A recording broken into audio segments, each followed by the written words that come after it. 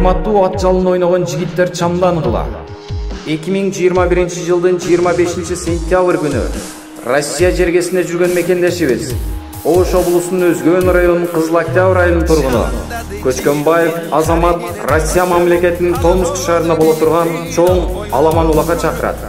Улакка коюлуучу байгелер 2 автоунаа, 4 тай, 10 кой жана 5000 сомдуктан 10 конверт каралган. Эң башкы байге алтын кур. Урматтуу көкбөрү сүйүүчүлөр, Көчкөнбаев Азамат жакшы ниетте уулдары Алинур жана Канибеке ак баталуу максатында уюштуруп жаткан аламан улакка келип ак батаңыздарды берип, эс алып кетиңиздер. Биздин дарек Россия мамлекети Томск шаары.